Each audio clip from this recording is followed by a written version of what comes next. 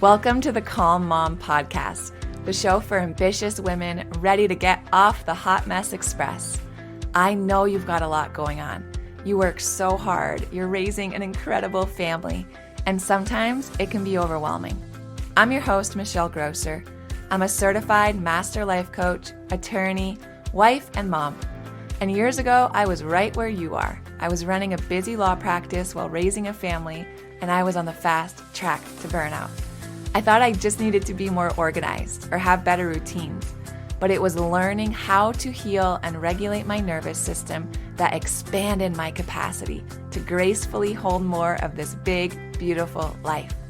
You too are worthy of an extraordinary life in and beyond motherhood. Learning to be a calm, anchoring presence in your home and at work is going to be your superpower. If you're here to do the inner work that brings a sense of calm amidst the chaos, I'm here to join you on that journey. Each time you press play, your growth continues. So let's get at it. What's up, you guys? Welcome to the Calm Mom Podcast. Michelle Grosser here. Today, we're going to talk about how stress can change our appearance. You guys know we talk a lot about the nervous system on the show. We talk about burnout, we talk about stress, we talk about anxiety, we talk about some of the mental and emotional symptoms of nervous system dysregulation. And we also talk about physical symptoms of nervous system dysregulation, things like muscle tension and unexplained like muscle aches and pains and headaches and gut issues and autoimmune conditions and insomnia. But we don't talk a lot about how chronic stress can and does literally change the way that we look. So I thought it might be interesting to take a look at that today.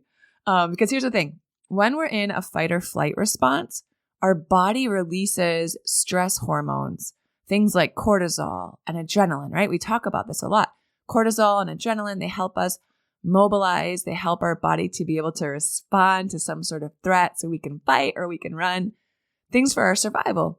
And the problem is that when our stress levels are chronically high, right? So it's not just like our body was designed where we would see some sort of actual threat to our safety and then have to literally run or hide.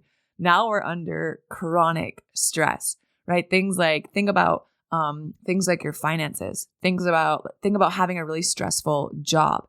Think about having a health condition or someone in your family, or think about like relational issues. A lot of these things can cause chronically high levels of cortisol in our body.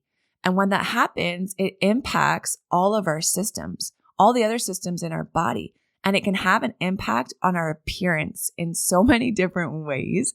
But what I want to do today is I want to just take a look at 5 of what I think are the most common ways. These are the ways that I see most frequently in my clients. 5 of the ways that stress can really change the way that you look. All right, so let's jump in. The first one is that chronic stress can change our hair. Our hair, particularly with our hair falling out. Prolonged stress disrupts the balance of hormones in our body, right? It disrupts the endocrine system. And that includes cortisol and adrenaline, right? Those are some of the hormones in our body that we know are released when we are under stress.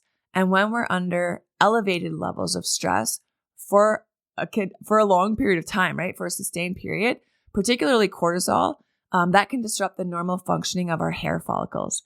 And it can interfere with our different hair growth cycles. Because when we're under chronic stress, that triggers inflammation in the body. And that's a theme you guys are going to see throughout pretty much all of these different ways that stress changes our appearance. A lot of it is rooted in inflammation, you guys. So inflammation, especially when it comes to our hair, it disrupts the normal signaling pathways involved in hair growth and involved in hair maintenance. And it leads to hair follicle miniaturization and eventual shedding. So we notice if you've ever experienced times when you've been super stressed out and you're like brushing your hair or you're in the shower and you're like, man, what is going on? My hair is falling out. You're not crazy. You're not making it up. That actually happens. Our hair is impacted by chronic stress. The second way in which chronic stress can affect the way we look, and this is something that I've personally experienced for a long time, is that chronic stress can cause psoriasis and eczema flare-ups.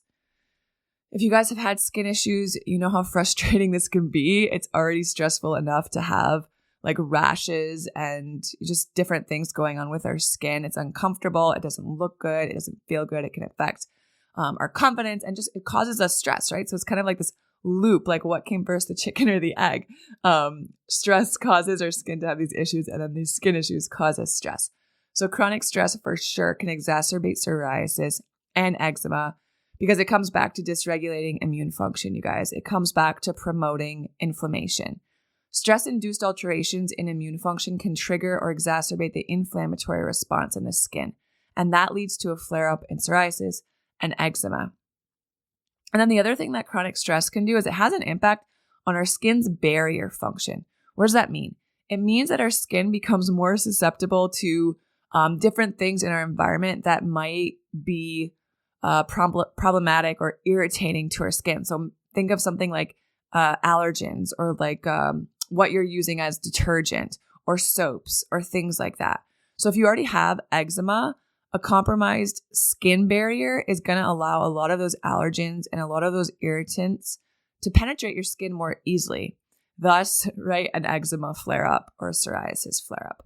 And I've talked about it a lot on the show, but for me, I went decades having this really nasty rash like under my bottom lip, like kind of that whole area under my lip, sometimes all the way down to the bottom of my chin. And it was like thick scabs and it was gross and it would like bleed when I smiled and it was awful.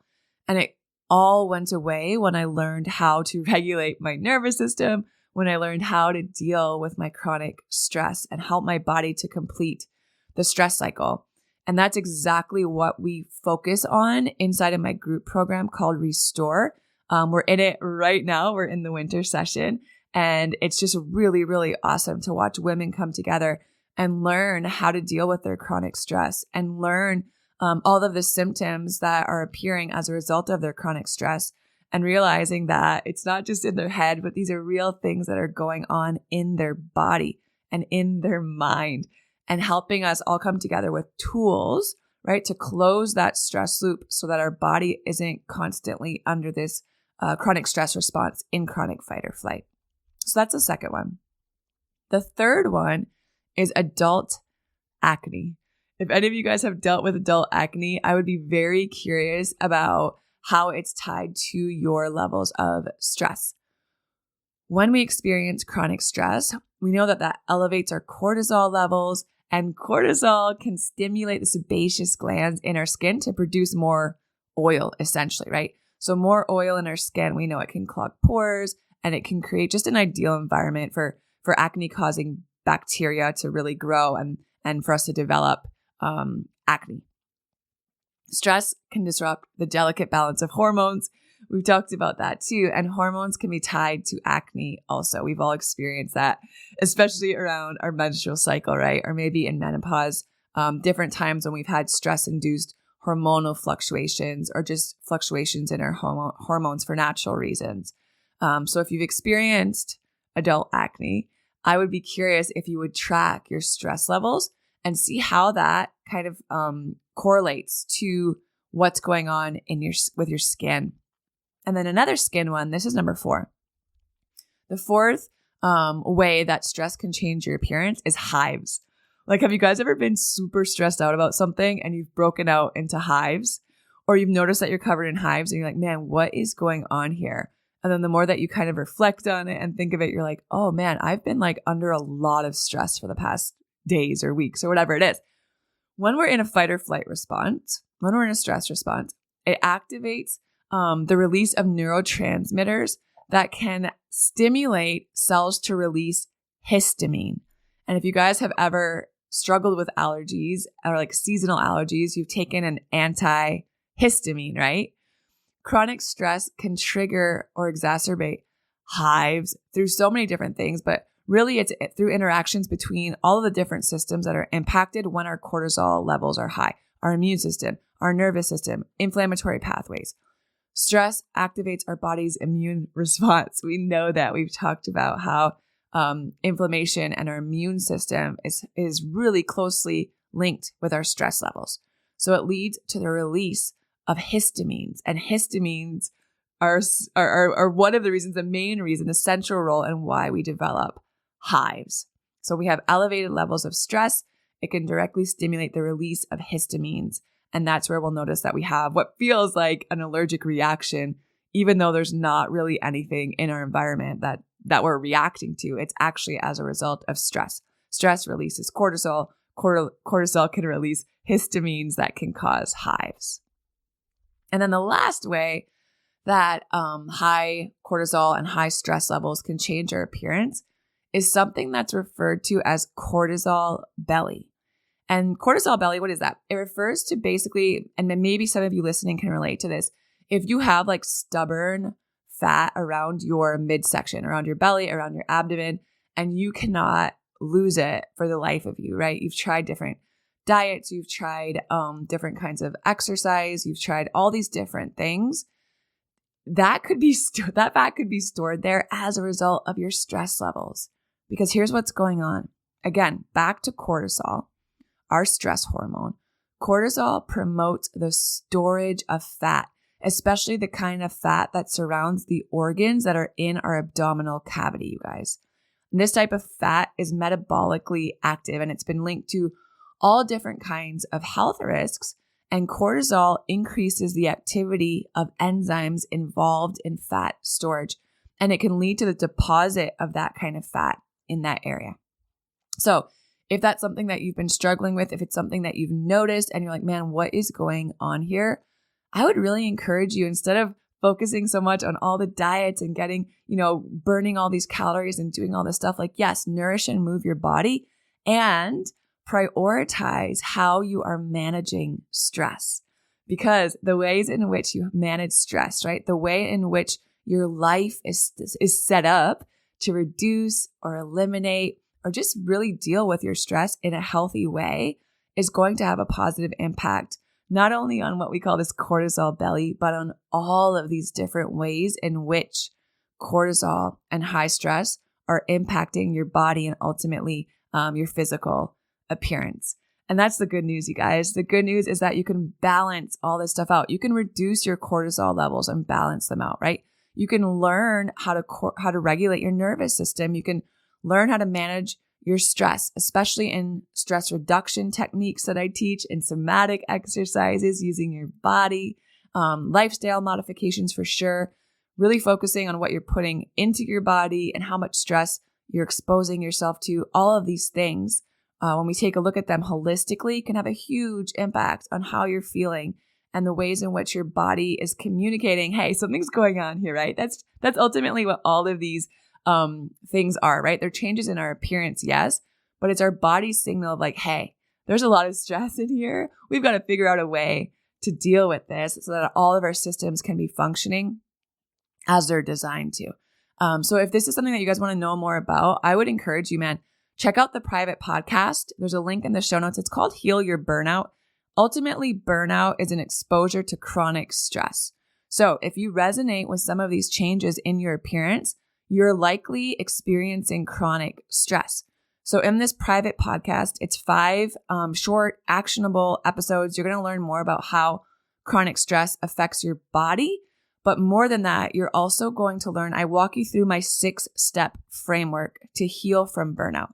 So I teach you guys where you can start, right? And the ways in which you can put into practice what you're learning so that you can start to reduce your stress levels and heal and recover, balance your cortisol levels, and heal and recover from burnout and heal and regulate your nervous system ultimately.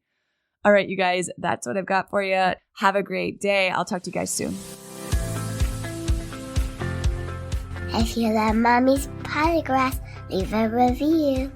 If you enjoyed this episode, it would be so awesome if you could take a moment to subscribe and rate the podcast. And if you have just a few more seconds to leave a quick review, they really help to get this podcast out to other moms like you. I read every last review, and trust me, when it's late at night or early in the morning before my kids get up and I'm working on bringing you all of this content, your reviews are what keep me going. Leaving a review is truly the best way you can thank me. And of course, DM me on Instagram. I love to hear from you. Thanks for listening to another episode. Head over to the show notes for this episode and all past episodes at michellegrosser.com, where you'll find free resources and more ways to connect with me. If you love the show, share it with a friend. Thanks again for tuning in. We'll see you next time.